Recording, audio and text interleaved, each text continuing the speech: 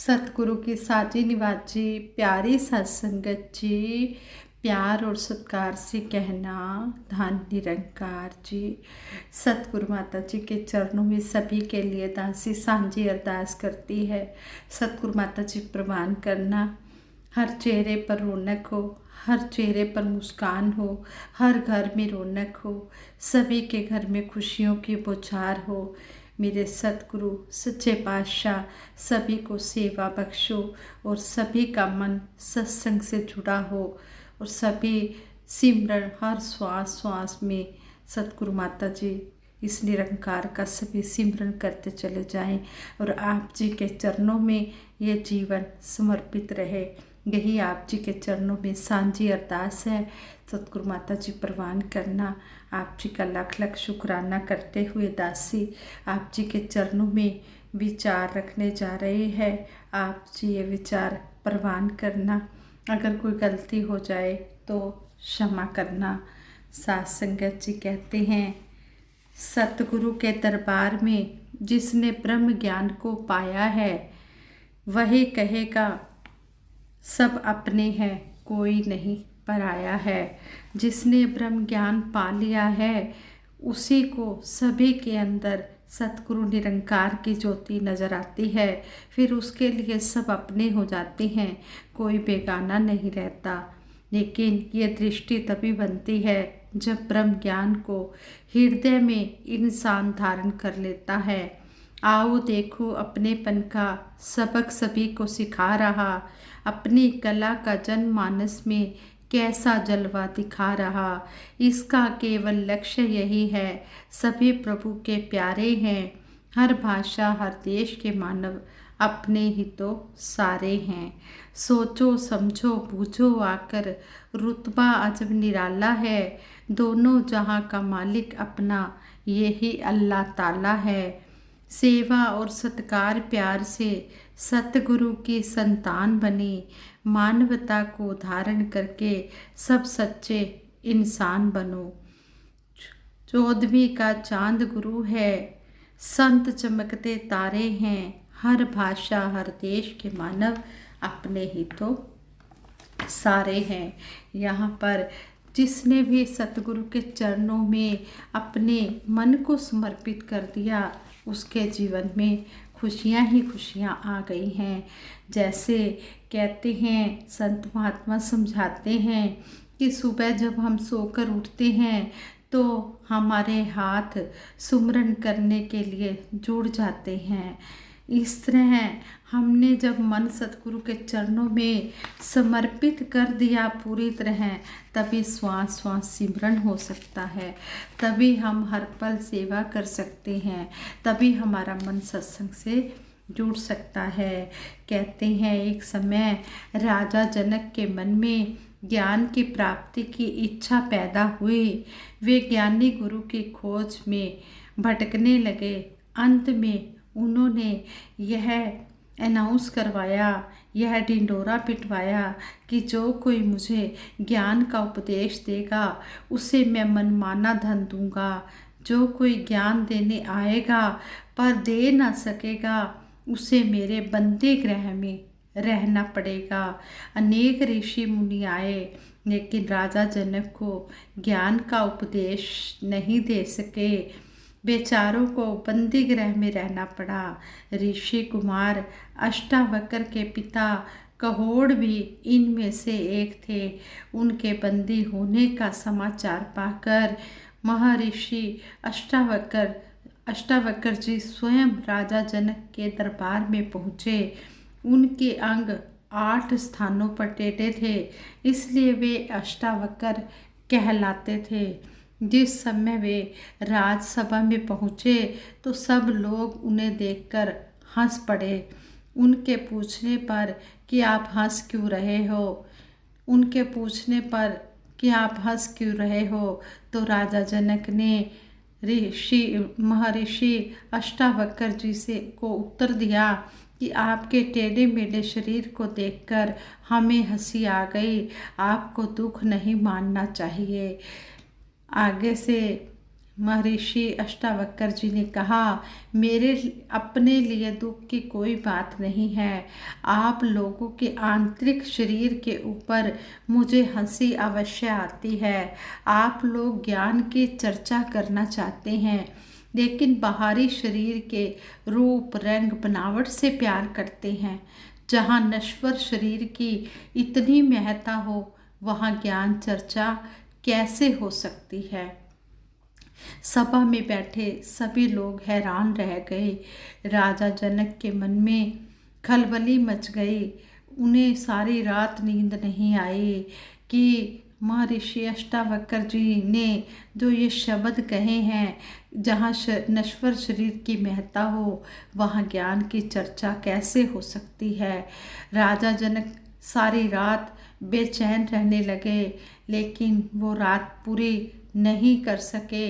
रात के समय ही वे अष्टावक्र जी के महर्षि अष्टावक्र जी के पास पहुँचे और बोले, आप ही मुझे ज्ञान प्रदान कर सकते हैं। आगे से महर्षि अष्टावक्र जी हंसकर बोले, बिना गुरु दक्षिणा के ही आप ज्ञान प्राप्त करना चाहते हैं। राजा जनक ने हाथ जोड़कर कहा, महाराज, मेरा पूरा राजकोष आप ले लें और मुझे ये ब्रह्म का ज्ञान दे दें, मुझे ब्रह्म ज्ञान का उपदेश दे दें। आगे से महर्षि अष्टावक्र जी फिर हंसे और कहा, राजा जनक से कहा, राजन, कोष तो प्रजा का है, आपका नहीं। आप इसे मुझे कैसे दे सकते हो। ये राजा जनक ने कहा, अच्छा महाराज, तो आप राज्य ही ले लीजिए। आगे से महर्षि अष्टावक्र जी ने कहा, राजन, राज्य तो अनित्य है। फिर राजा जनक बोले, तब आप मेरा शरीर ही ले लीजिए। तो आगे से महर्षि अष्टावक्र जी ने फिर कहा, शरीर तो मन के गुलाम है, मन के अधीन है। फिर राजा जनक बोले, तो फिर आप मन ही ले लीजिए। इस बार अपनी स्वीकृति देते हुए महर्षि अष्टावक्र जी ने कहा, हाँ, मन ले सकता हूँ। आप मुझे अपना मन संकल्प कर दीजिए। राजा जनक ने वैसा ही किया। महर्षि अष्टावक्र जी यह दक्षिणा स्वीकार करने के बाद बोले, राजन, 1 सप्ताह के बाद मैं फिर आऊँगा, तब आपकी मनोकामना पूर्ण होगी, यानी कि तब आपको ब्रह्म ज्ञान मिलेगा। महर्षि अष्टावक्र जी के चले जाने के बाद राजा जनक की दशा बहुत ही विचित्र हो गई। चलते फिरते, खाते पीते, उठते बैठते, हर पल उन्हें बस यही ध्यान रहता था कि मन का तो संकल्प हो चुका है। इस चिंता में उनके मन की सब क्रियाएं शांत हो गई। 1 सप्ताह के बाद महर्षि अष्टावक्र जी आए तो आते ही उन्होंने राजा जनक जी से पूछा, राजन, कुशल तो हैं? महर्षि अष्टावक्र, राजन, कुशल तो हो? आगे से अष्टावक्र जी से राजा जनक ने बोला कि अब मुझे आत्मज्ञान की मुझे प्राप्ति चाहिए, मुझे ब्रह्म ज्ञान चाहिए। तो महर्षि अष्टावक्र जी ने कहा, जो तुम पाना चाहते हो, अब तुम उसके नज़दीक आ गए हो। अब तुम्हें वहाँ तक पहुँचने में कोई देरी नहीं लगेगी। तुम ज्ञान प्राप्त करने के अधिकारी हो गए हो। तुम्हारे मन ने सतगुरु के चरणों में अपने आप को समर्पित कर दिया है। तुम्हारे मन में पूरी लगन हो चुकी है, इसलिए तुम इस ब्रह्म ज्ञान को पा सकते हो। इसके बाद महर्षि अष्टावक्र जी ने राजा जनक जी से कहा, हे राजन, संसार के सब विषय मन के अधीन हैं, आत्मा के नहीं। आत्मा विदेह है। मन जब तक शरीर की ओर लगा रहता है, तब तक मन की गति आत्मा की ओर नहीं हो पाती। मनुष्य जब मन को ज्ञान के अधीन कर देता है, तब आत्मा की ओर गति हो जाती है। धीरे धीरे प्राण आदि कोशों के बंधनों से मुक्त होकर जीव सत चित आनंद बन जाता है। यही जीव की परम उन्नति है। फिर महर्षि अष्टावक्र जी ने राजा जनक से कहा, पंच कोशों का यानी कि पंच तत्वों का बना हुआ यह शरीर तो धोखा है, इससे अधिक शक्तिशाली तो प्राणमय कोश है जो इसके अंदर बैठा है। प्राणमय कोश के अंदर ये मन बैठा है, वह प्राणमय कोश से भी अधिक व्यापक और शक्तिशाली है। वह स्थूल शरीर का संचालन करता है, किंतु उसके ऊपर भी एक कोश है जिसे विज्ञानमय कोश कहते हैं। वह मनोमय कोश से भी प्रबल और सशक्त है।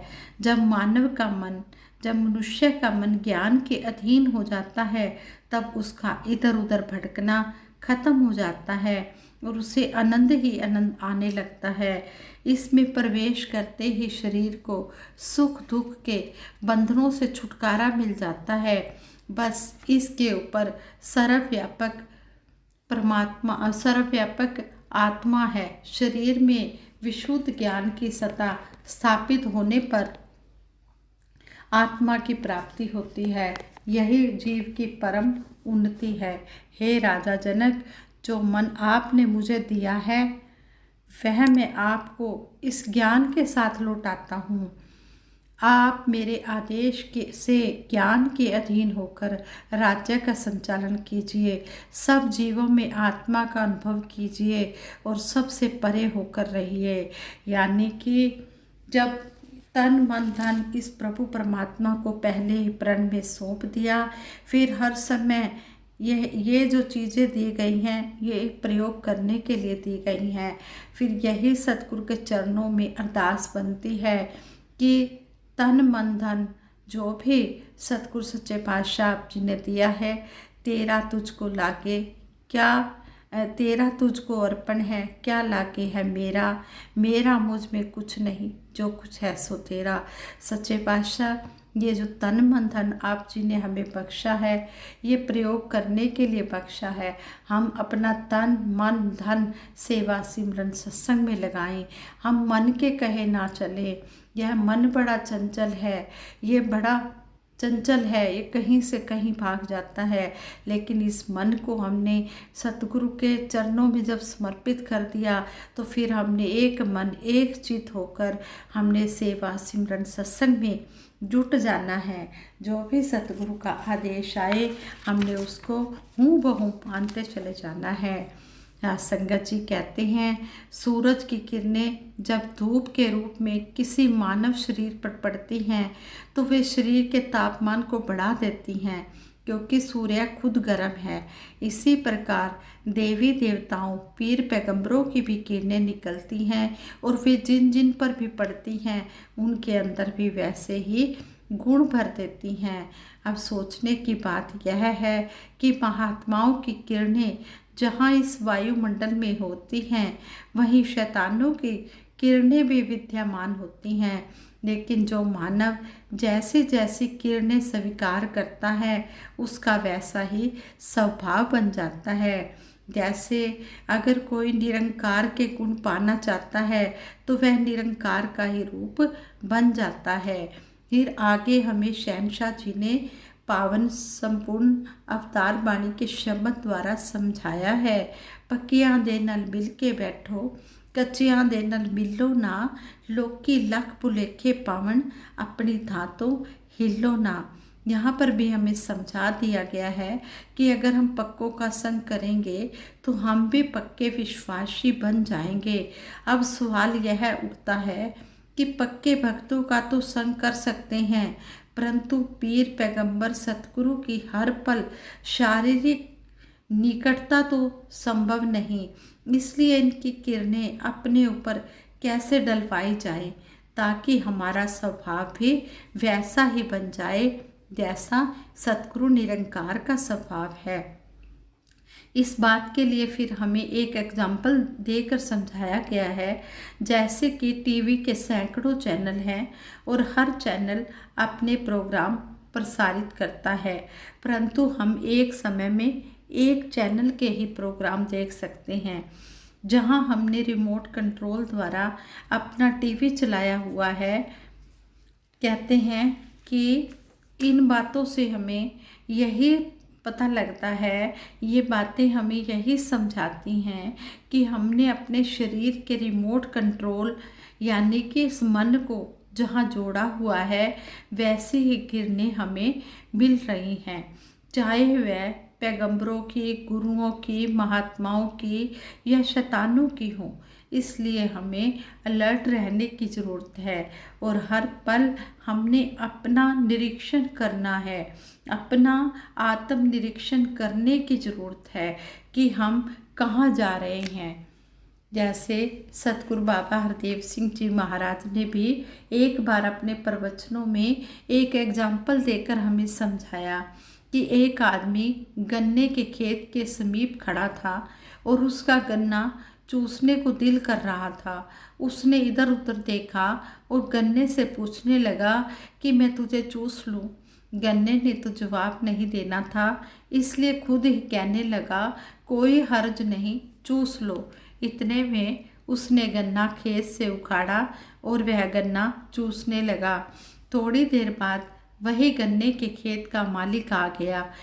वहीं पर ही गन्ने के खेत का मालिक आ गया। उसने पूछा, क्यों भाई, किस से पूछकर गन्ना चूस रहा है? उसने कहा, गन्ने से पूछकर गन्ना चूस रहा हूँ। किसान ने कहा, ठीक है। उसके हाथ में लाठी थी। उसने लाठी से पूछा, इसको कितना मारूं? लाठी ने तो जवाब नहीं देना था, इसलिए खुद ही किसान बोल उठा, इसको जी भर के मारो। कहने का भाव कि उस आदमी का मन सामाजिक बुराई से जुड़ा हुआ था, इसलिए उसको वैसा ही फल मिला। अब क्वेश्चन यह उठता है कि कौन पक्का कौन कच्चा, किसका हम संग करें? इसके लिए हमें एग्जाम्पल देकर समझाया है कि जिस इंसान का संग करने से सेवा, सिमरन, सत्संग, गुरु पर विश्वास पक्का होता हो तो समझो कि वह पक्का महात्मा है और उसका संग जितना भी किया जाए उतना ही कम है। इसके विपरीत जिस इंसान का संग करने से मन में ईर्ष्या, नफरत, द्वेष की भावना जागृत हो तो समझो वह कच्चा है और उससे जितनी जल्दी हो सके हमें पीछे हट जाना चाहिए। कहते हैं, किरणों का ये कमाल है, देख आजमा कर, अच्छे गुण आए भागे बुरे दुम दबाकर।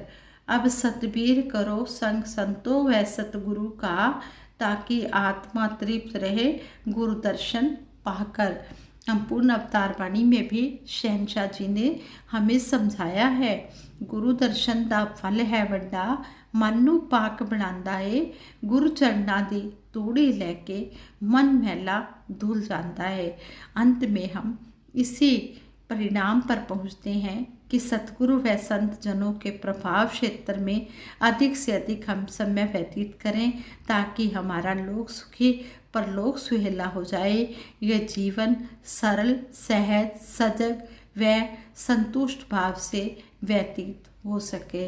हाँ संगत जी, ये तभी ये सरल, सहज, सजग और संतुष्ट भाव से व्यतीत हो सकता है जब हम सतगुरु के चरणों में अपने आप को पूरे तरह से सरेंडर कर देते हैं। कहते भी हैं, संपूर्ण हरदेव वाणी में सतगुरु बाबा हरदेव सिंह जी महाराज ने इशारा करके हमें समझाया है, भगत समर्पण वाला ही तो अपनी प्रीत निभाता है।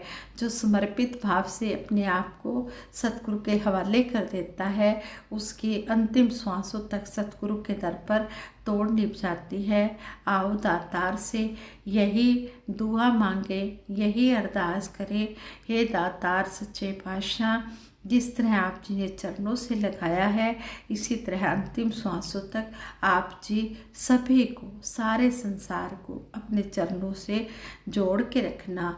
तेरा रूप है ये संसार, सबदा भला करो करतार, मेरी मांग है दातार सच्चे पातशाह। ये संसार आप जी का रूप है, आप जी ने ही सबकी रक्षा करनी है और आप जी सबका भला करते चले जाओ। मेरे मालिक दीन दयाल, आप जी के आगे ही अरदास है कि सबदा भला करो करतार, मेरी मांग है ये दातार। हमारी यही मांग है, यही अरदास है, यही बेनती है सतगुरु माता जी के चरणों में कि सभी का भला हो, सबके जीवन में मंगल ही मंगल हो, सभी सुखी हो, कोई भी दुखी ना हो। दातार जिस चीज़ को भी जिस चीज़ की ज़रूरत है सच्चे पातशाह वो उनको मिले और उनके लिए सुखदाई हो, सभी का जीवन खुशियों से भरपूर हो। दासी निशब्दों से आप जी के चरणों में ध्यान निरंकार करती है। दासी से विचार करते हुए बहुत सी गलतियां भी हुई होंगी, उन गलतियों के लिए भी दासी क्षमा मांगती है और सबके सुखों की कामना के लिए सतगुरु के चरणों में अरदास, सबकी साझी अरदास है। सभी ने मिलकर इस अरदास में शामिल होना है। तू ही निरंकार मैं तेरी शरण हाँ, मैनू बख्श लो। तू ही निरंकार मैं तेरी शरण हाँ, मैनू बख्श लो। तू ही निरंकार मैं तेरी शरण हाँ, मैनू बख्श लो। तू ही निरंकार मैं तेरी शरण हाँ, मैनू बख्श लो। बोलिए सतगुरु माता सुदीक्षा सविंदर हरदेव जी महाराज की जय। निरंकारी राजमाता गुरुबचन अवतार की जय। साध संगत जी प्यार से कहना धन निरंकार जी।